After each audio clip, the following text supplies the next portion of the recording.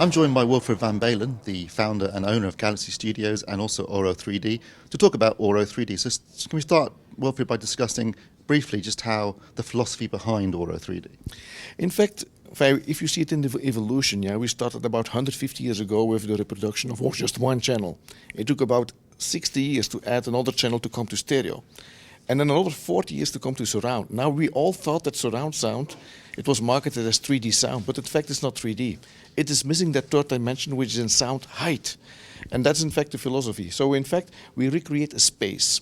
That's the concept of our, let's say, of our format, is to create a natural, the most immersive environment.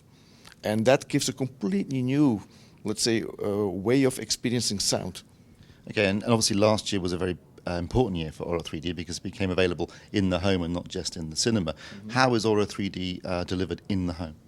Oh, it's very easy. In fact, our technology allows that we are using existing formats, and we can do that without losing any kind of audio quality, without any change of specs. So people can use their existing Blu-ray player, how old he is. So we deliver, let's say, that format in the existing formats, and with high resolution audio in each channel. In terms of the channel layout within the home, how does that work? Oh, that's easy as well. So we have the 5.1 on the bottom. And then, in fact, the most important part for creating an immersive sound field is that vertical stereo field all around us. It's much more important than, let's say, the ceiling channels. A lot of people think that the ceiling channel, that's creating that immersive effect. That's not true. Let's say there's a lot of science has proven, in fact, that if you want to recreate a space, you need, in fact, 3 layers. The most important one is the let's say, the combination of the ear level layer and the height layer, about 30 degrees. Because most of the source sounds and their reflections, the important reflections, they can be reproduced by this vertical stereo field all around us. So what we do is the 5.1 on the bottom and a quadraphonic second layer. That's in fact the smallest or the most efficient speaker layout, Auro 9.1, which can reproduce a space and which is as well backwards compatible with 5.1. And then, of course, let's say, typically for larger rooms, we add a third layer. The Auro 10.1 means that Voice of God channel is added. That's the most efficient 3-layered system, has 3 layers. And that's an important thing. Immersive sound is mainly about, let's say, the vertical resolution. It is that spread in the vertical axis which is creating that immersive sound field. And that, let's say, that 2-layer system what we have there, that's unique. We have it, the concept is created in such a way we have everywhere that same vertical stereo field all around. In the cinema industry, in cars, at home. So that's, in fact, that's the concept, to bring everywhere the same immersive experience as intended by the creators, in the same audio quality as well as they hear it in the studio. What are the different speaker configurations that you can have with Auro-3D? Yeah. Oh, in fact, we have channel-based formats, because going for channel-based has a lot of advantages in recording. You cannot, let's say, record object-based technology. That's not possible. You cannot record in an object-based mode. That's more a mixing, an artificial mixing way. We have as well object-based technology, but we use it after we first have created with a channel-based technology the space. So we have Auro 9.1, let's say, up till Auro 13.1. And Auro 9.1 is then 5 and 4. Auro 11.1, which we are using in cinema, is 5, 5, and 1, so 3 layers, And then Auro 13.1 is the same, but then based on 7.1 on the bottom. So 7.1, 5, and 1. Now, the moment when you have, let's say, at least 20 amplified channels, then it makes sense to use, let's say, object-based technology, because then you can find more, let's say, spot points, so you can create a higher resolution or definition. But we do that first after, let's say, that space is created within, let's say, with a channel-based solution, And that other technology, our object-based technology, is called Auro Max, And that's in fact the technology that we are using.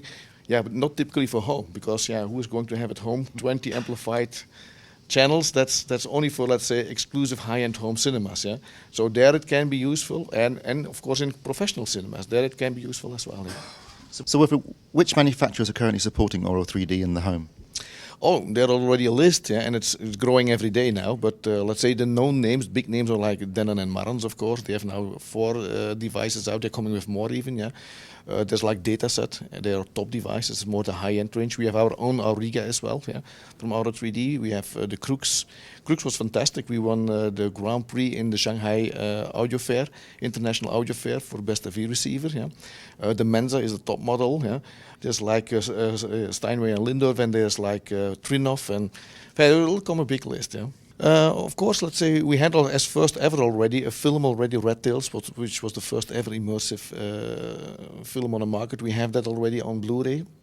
But we are working at this moment in the background, let's say, to bring a large list of films on the market.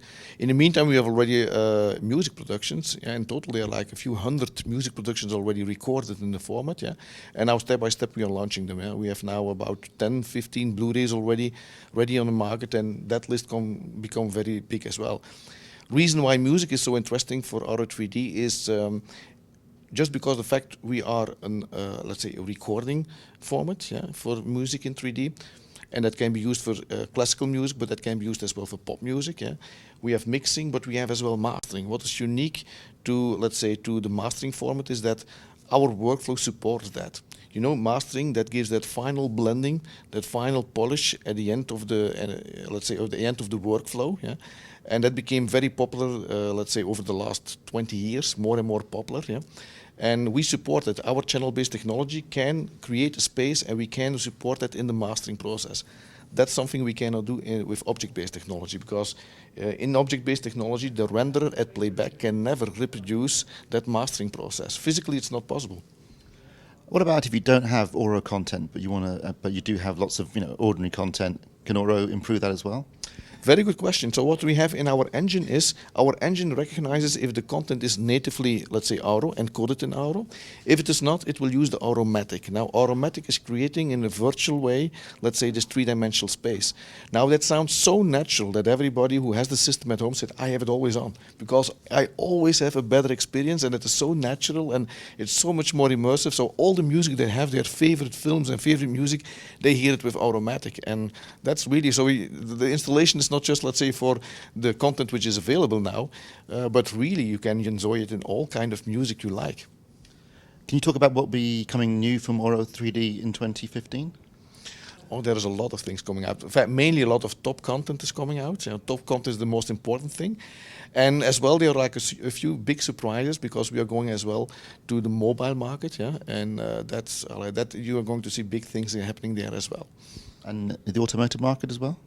Yes, that's a good thing. There will be the first cars will be by the end of the year available, yeah, and for ordering, and then you have Auro-3D in the car, which is a complete new driving experience as well. Will that include a voice of God speaker overhead? No, that's in fact in the car it's a two-layer system. Again, I told you, yeah, that's the most important part. Yeah, we do not need that overhead layer, let's say, to be immersed. Of course, let's say that it is that vertical stereo field all around. That's the key, and that's what you have in a car as well. 2015 is going to be a year where there are going to be a number of different immersive audio formats on the marketplace. Yes. What do you think gives Auro-3D the advantage over the other formats? Ooh, there are many, many advantages. First of all, let's say, as I just told you, yeah, from the workflow, it is the easiest, let's say, from the implementation. Yeah, that's one advantage, let's say, for the people who create it. Yeah, and we as well, let's say, from a creative point of view, let's say we have the largest amount of options, because we support and the channel-based solution and the object-based solution. Yeah, but the way that we can bring that, let's say, that channel-based format into all markets, yeah, that is really a very powerful thing.